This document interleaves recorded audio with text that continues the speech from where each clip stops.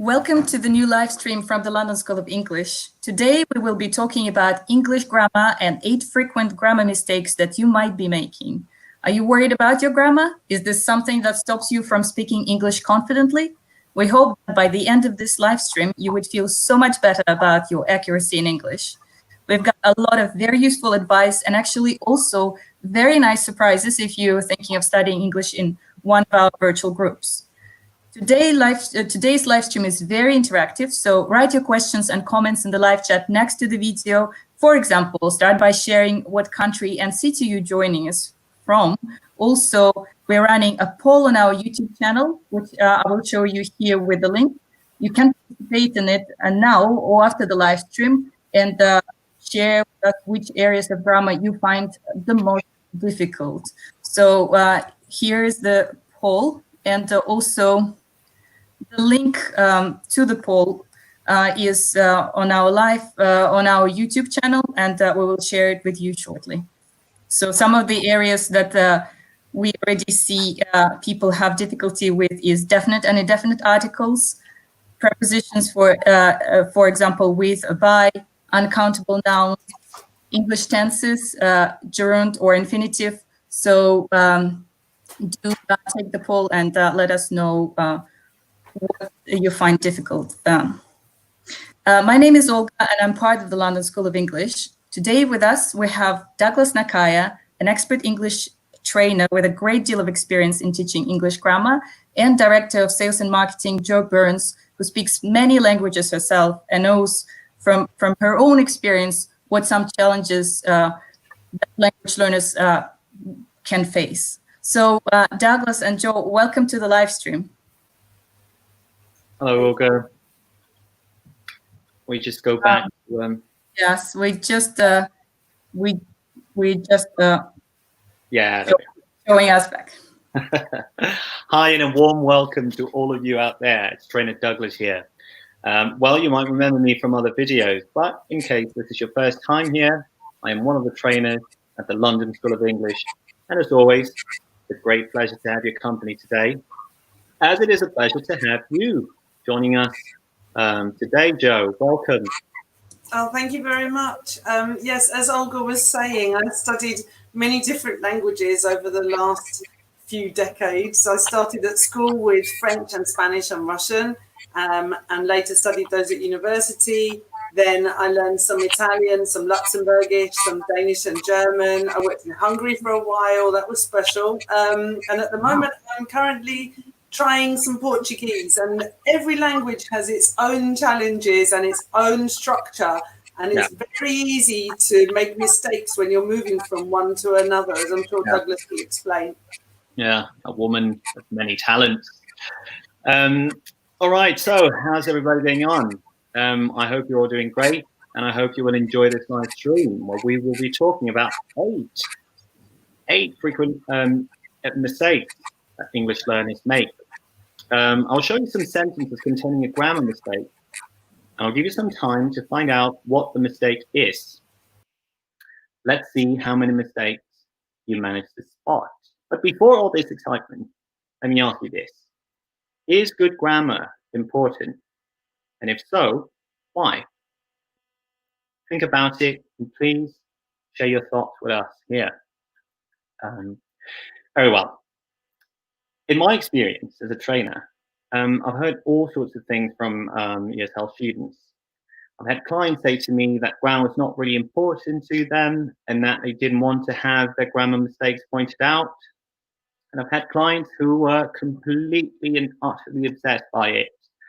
So like a moth to a flame, they could never get enough of it. Well, to your audience, moderation in all things, just like everything else in life. So yes, it's true that you can say a lot, and very often get your point across, get your message across, even when your grammar is a bit shaky. But sometimes it can create embarrassing situations or cause confusion. In a minute, I'll show you an image here on the screen. So let's talk about punctuation, for example. Punctuation is very important. Check this out. You see how commas matter. Today, we're going to learn to cut and paste, kids. Would you send your kids to that school? I wouldn't. Yeah, I'm sure you wouldn't.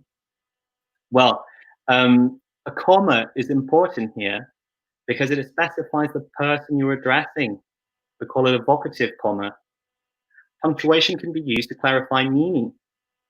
So grammar provides structure for sentences, the same way our skeleton provides structure for our bodies. So yes, I believe grammar is important. Well, too much concern for grammar, however, may hinder your fluency and hold you back. And this is not something you'd want either. In my experience, learners who worry too much about grammar can be good writers, but often they lack fluency and that can be frustrating for them as well. So again, moderation in all things. Well, let's get this ball rolling. Here are 8 frequent English grammar mistakes. Have a look at this one and tell me, what's wrong here?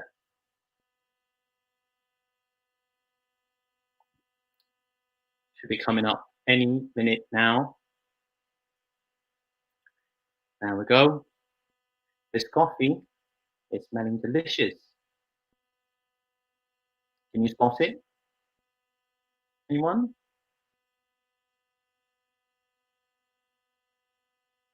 Well, stative verbs are not used in the continuous form in English. Stative verbs. Do you know what a stative verb is or what stative verbs are? Yeah, correct. Verbs that describe a state of being rather than an action.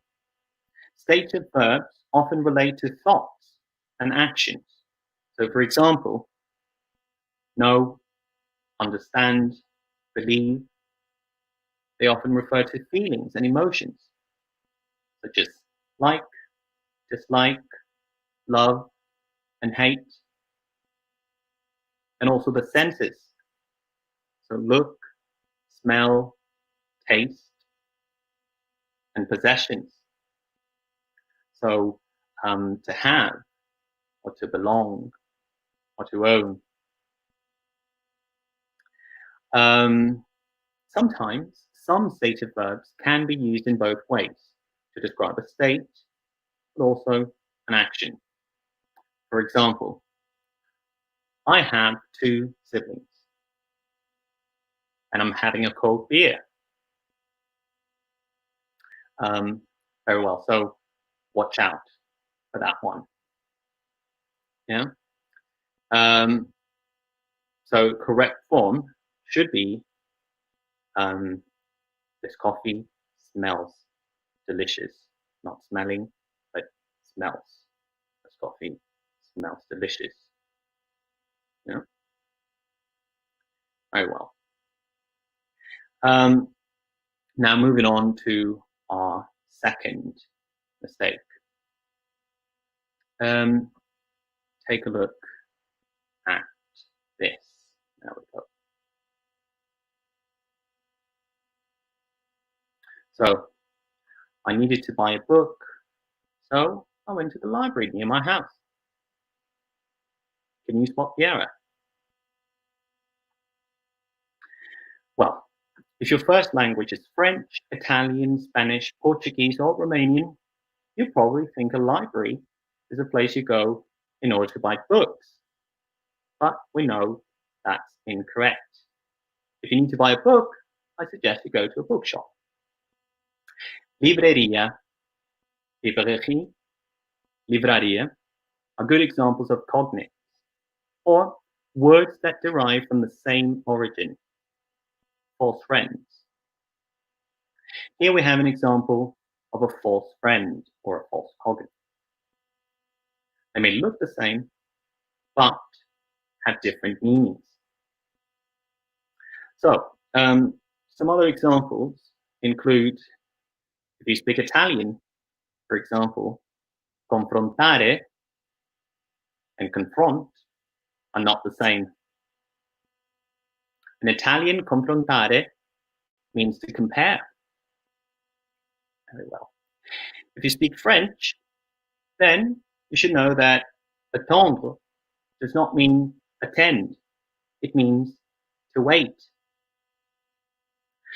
To attend in French is asistir. In Spanish, educado means does not mean educated. Educado means polite. Yeah.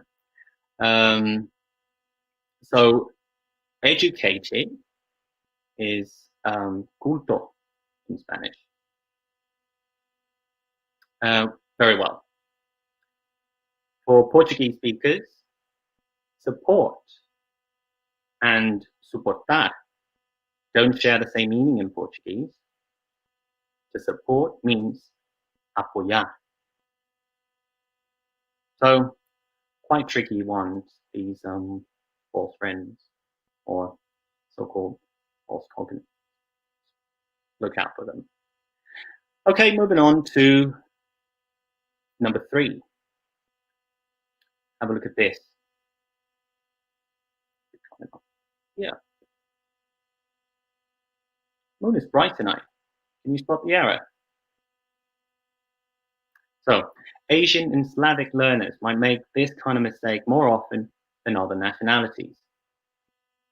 Yes, the article is missing here. The moon. The moon is bright tonight.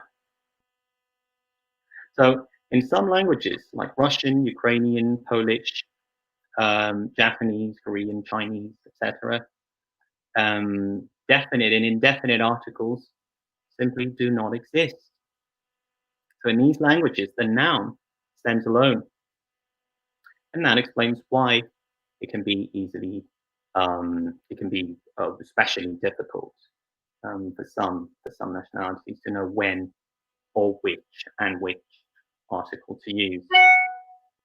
There are some rules that should guide you when using articles, but also many exceptions to the rule.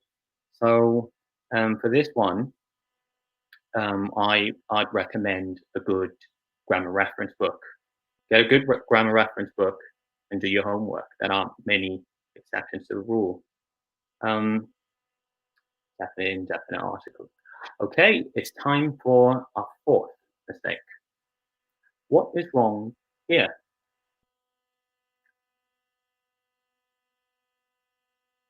Can you help me get these 2 luggages out of the boot?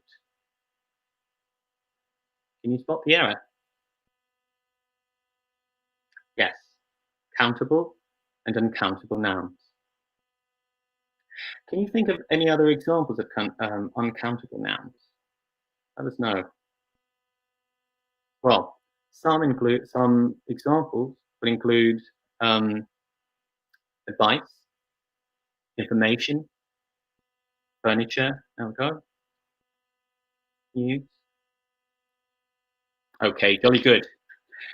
However, you will find that reality sometimes can be a bit different from the strict rules of a grammar book, any grammar rule book.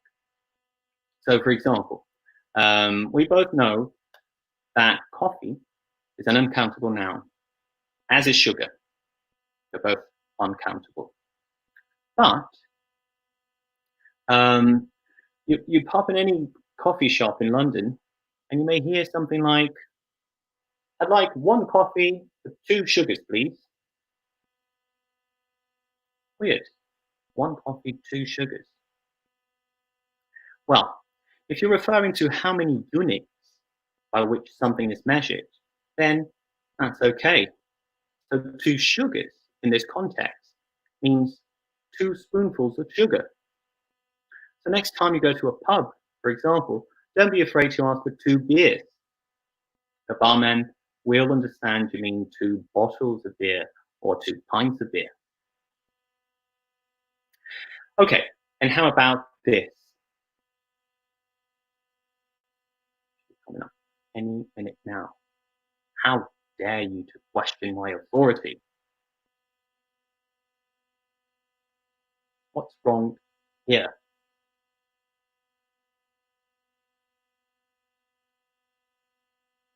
Yeah, dare is an interesting one. Just like need, dare can be both a main verb and a semi-modal verb. And semi-modal verbs are always followed by an infinitive without to. So let's take the verb need, for example. He needs to do it. Yeah? He needs to do it. Need here is a main verb. But in the sentence, you needn't do it if you don't want to. Here, need is a semi-modal verb, and it expresses an obligation or the lack of it in this case. So in other words, in this case, that means don't feel obliged to do it if you don't want to. Semi-modal verbs are very similar to any other modal verbs. So very well. Can you spot the mistake here? I forgot my wallet at home. I forgot my wallet at home. Well, if you remember the place you left it, technically, you didn't forget, did you? So if you remember where you forgot something, you should use the verb leave. So the correct thing to say here would be, I left my wallet at home. I forgot to bring my wallet, that's okay, but I left it at home. Okay? Right. Our penultimate example is this. I have to study to pass the test. Where is the culprit this time? Yes, so 4 is incorrect. I get so many questions about prepositions, and I get it. Prepositions can be a big pain in the neck. So let me share with you this precious little nugget of grammar information with you. Well, if you want to talk about someone's intention or purpose, about why they're doing something, we need to use the to plus infinitive structure. So I have to study to pass the test. So the reason why I'm studying is to pass the test. Come on, now you finish these sentences telling me your reason. Yeah? How about this? I bought this book. You finish the sentence. So here's an example. I bought this book to improve my reading skills. So to plus infinitive. And how about this? I'm watching this live stream today. Go on. Finish the sentence, please. I'm watching this live stream today to learn more about grammar, for example. Very well. Now, if you want to talk about the function of an object, we use preposition for plus a verb in the ing form. Have a look at this pen. What is a pen used for? Well, this pen here is used for making notes. You see, for making notes, for plus ing. Or how about this?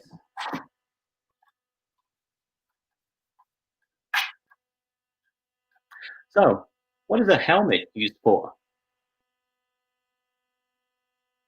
I wear a helmet for protecting my big head. There we go. In the same way, you could use a noun after for. So you could say, I wear a helmet for protection. Would also be correct. That's quite nice. I think I'll keep it.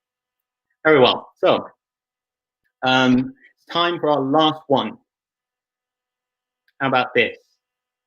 I like singing, or I like to sing. Which one is correct? Can they both be correct? Have a think.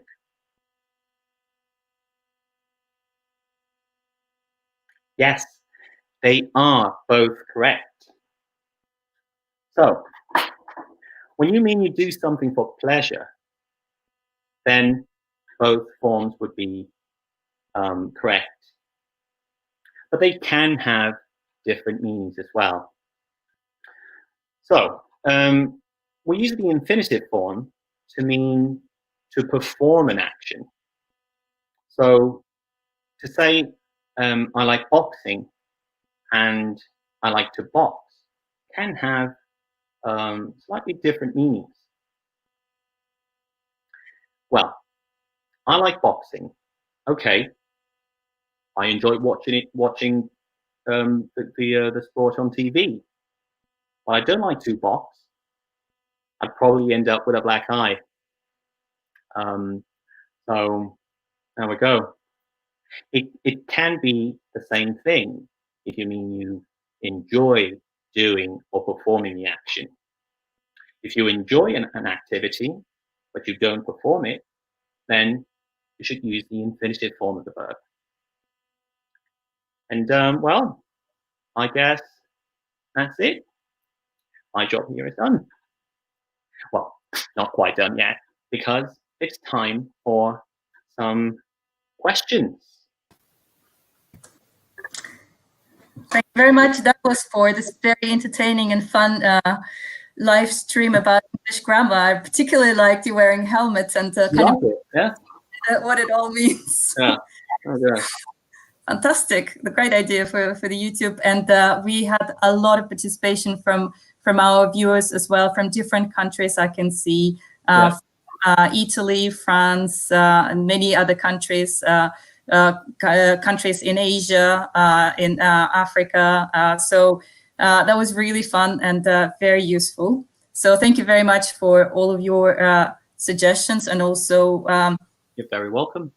To questions from Douglas. So just before we start our Q&A session, I wanted to mention that we promised you some really nice surprises for this live stream, and I would like to give the word to Jo, because she will tell you more about what exactly we meant. Jo. Sure.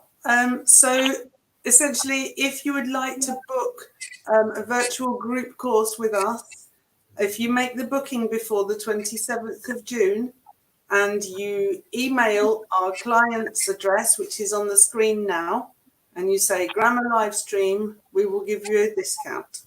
So feel free to pass this on to your friend or to tell them to watch the video and that they will see it at this point in the video. Fantastic. Thank you very much, Jo. And I hope that you would be able, our viewers would be able to really take advantage of this offer. So before we get to questions and answers, of course, I just want to say that we've got about 10 minutes to answer any of your questions. So if you've got those very difficult problems with your grammar, this is exactly the time to ask questions, and we will attempt to answer as many of them as possible. So please write them in the live chat next to the video. But just to start, since we're talking about our courses, Jo and Douglas, we quite often have questions from people who are interested in joining our courses. If I want to improve my grammar, which course would you recommend me to take? Is this general English, business English? We also have IELTS and legal. So what would you say? I would say all of our courses cover grammar. It is a staple. Just as conversation is always part of the courses, grammar is always part of the courses. And then it's about making sure that people are confident in practicing what they're learning in the right context. So making sure they're practicing their grammar when they're having meeting role plays in the business courses, or making sure they're practicing their grammar when they're talking about visiting a museum in the general English courses, or making sure that in the IELTS exam preparation that they're looking at their academic exam preparation and being ready for the kinds of questions they'll face in the exam. Grammar is just threaded throughout all of these. So whichever the courses you choose to take with us, you will still always find an improvement in your grammar afterwards. It's just an integral part of the course. Yeah, thank you, Joe. Douglas, would you add anything to that? No, I think that's spot on. So yeah, I agree entirely. So Great. you get grammar in all of our courses. Yeah. Mm-hmm. Mm-hmm. And another question which is connected to our courses, we have sometimes from our potential clients is, I had a look at your website and your courses are more expensive compared to some other schools. Why is that? I'll take this one. It's essentially you get what you pay for. I know that might sound hard, but the English Language Gazette, for example, did a survey of all the schools in London this year and established that we're in the top 3 best value for money, because if you take the course with us, you also get our online learning platform access included, your course materials are included, we have the best trainers, we have perfect British Council scores. There's only, I think, 4 schools in the country who have perfect scores, and we are one of them. We have the highest client ratings for any language school in the world. So because our clients are happy, they rate us 4.8 out of 5. And our courses, each of our hours is an hour. We're old-fashioned. 60 minutes is an hour. Some schools is 45 minutes, 50 minutes. For us, we believe in giving you the full amount of what you paid for and making sure that everything is personalised for your needs in small groups with a lovely international mix. So for us, that means that you're getting really good value for money. We look at your needs. We look at adjusting anything in terms of the content as you go through the course. We make sure everybody has a great experience, and we make sure you make progress. And that's what you're paying for. Thank you, Joe. Yeah, I think it's very important to be confident that your money and time is spent in the right place. And I think the London School of English is a great one for this. Just before we get to the question another one related to the courses, because at the moment the travel is a bit difficult for people, so not everyone can actually even come to study in London, and at the moment the COVID situation doesn't allow for it. So is it better to take the course virtually or wait until people can travel? It really depends on the purpose of the course. So for some people, they are still working hard. They still have demands from their career. They know that they still have to communicate internationally. And so they still need to make progress now. So we say, well, that's okay. You can take the green option. You don't have to travel. You can still come and study with us. We still have the same excellent trainers. We still have the nice mix of groups. We still have small classes. And we're doing this in virtual groups online with Zoom. But if your purpose is to also do the cultural immersion, I know a lot of our clients from Brazil, for example, they would love to come to Europe, they love to travel around London, all of this, then yes, for them, potentially, if the aim is more of a cultural experience, more of a travel experience, then it's natural to want to wait. It depends on the individual. Yeah. Thank you. And we've got some really lovely comments from our alumni as well, Daniela Lobosco and Frank Kutz, who are saying that Frank is saying that he absolutely agrees about what you just said about the value of what we offer. And Daniela also mentions that she studied with us last year, and this was a lovely experience for her. So it's really good to hear this. That's great. And Daniela also is asking, will you continue with virtual English courses after COVID? Yes, so unlike a lot of other schools, we didn't find it too difficult when this happened in terms of delivering online courses, because we started delivering online training in 2015. So we've been, although we're a very old school, we're very well established, as many of you know, we also like to innovate and make sure that our training can reach as many people as possible. So we started developing online courses and delivering online training back in 2015.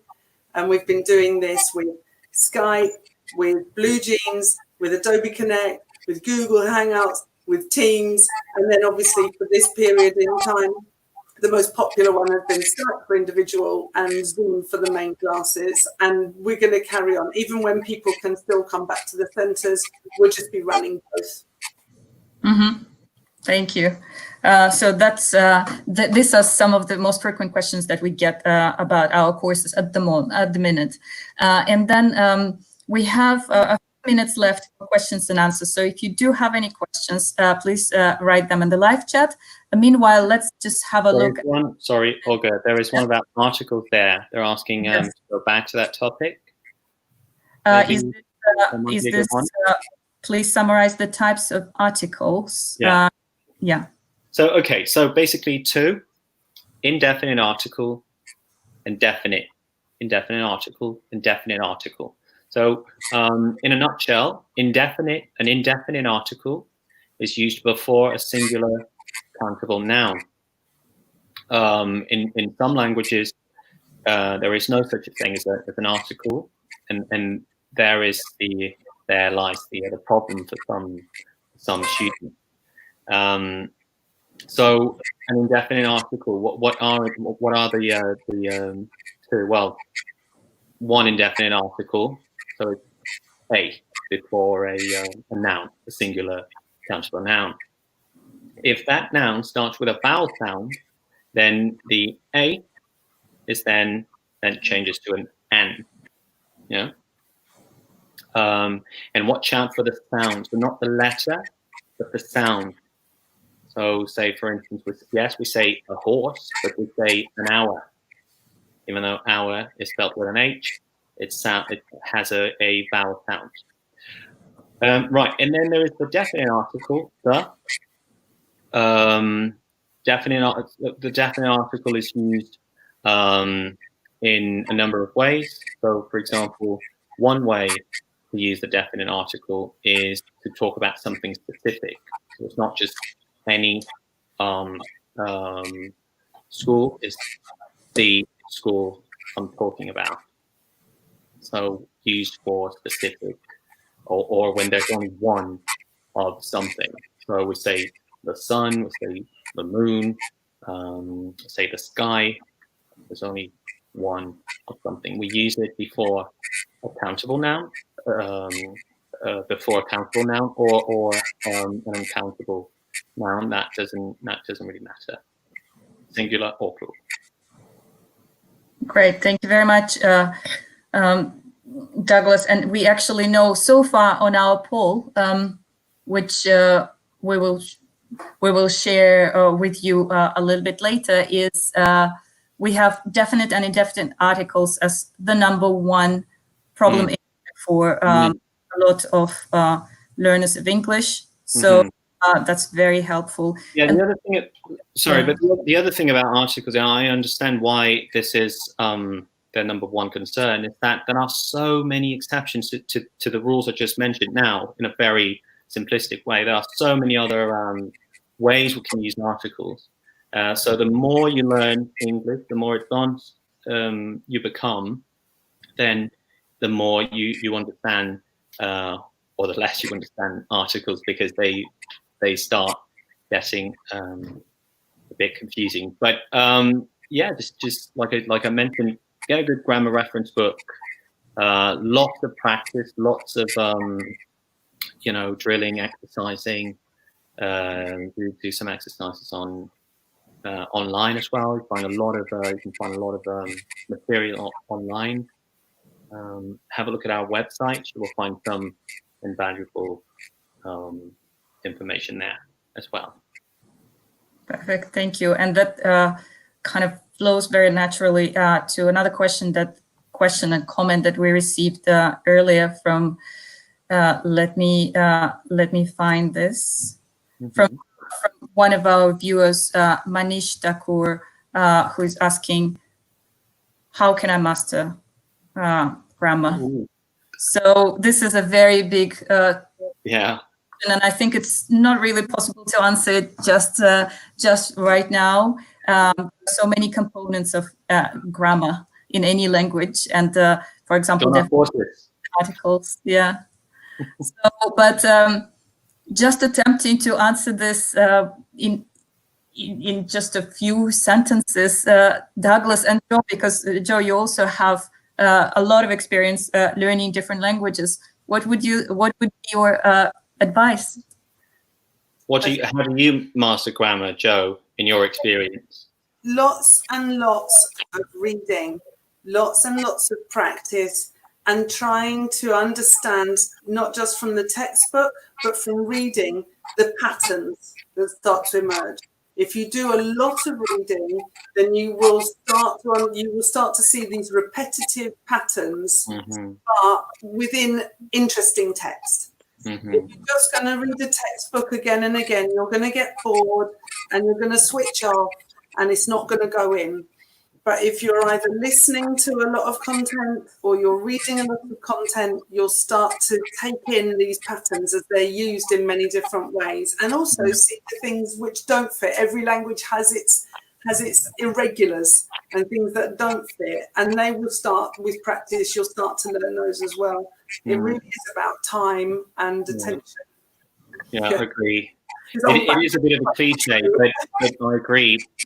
Practice makes perfect. So the more you practice, the more you read, the more you listen to English, then the better you become at it. So yeah, practice. Great, thank you for this very practical advice, and I think this is almost time to wrap up our live stream. But we have some answers from our viewers in terms of what areas of grammar they find the most. And at the moment, definite and indefinite articles actually are showing as one of the most difficult, together with prepositions. So an answer from Daniela, it's phrasal verbs, prepositions, and verb tenses. Francisco, Gerald, and determinants. Yeah. Tenses, and different types of verbs as well. And we've got a really nice comment from Tanya Gestas. Believe in yourself and don't give up. So thank you very much, Tanya, and also everyone else for participating and your comments, and also sharing your advice and experience, because actually every one of you by now has quite a lot of experience learning English language. So this is very helpful to hear what you've got to say. So Douglas and Joe, thank you very much for joining us. And we would also like to mention that we run this live streams on the regular basis. So do subscribe to our channel so that you can learn more over time. And of course, just to mention again that we do have this special offer, which you can take advantage of before 27th of June and receive 10% of the price of our group courses. So for this, you just need to get in touch via clients@londonschool.com, quoting grammar live stream. So before we wrap up, Douglas, Joe, would you like to add anything else? Just like to thank everybody. Thanks for joining us one more time. And yeah, I really enjoyed it. It's great fun. It's nice to see people encouraging one another. It's a nice community of language learning, and people share their experience. Thank you for coming and for sharing with each other. It's great. Yeah. And don't forget to subscribe to our YouTube channel. Perfect. And like we always do, particularly in the times like this, We hope that you keep safe, keep well, and keep learning English. Hope to see you again soon. Bye. Bye. Wash your hands.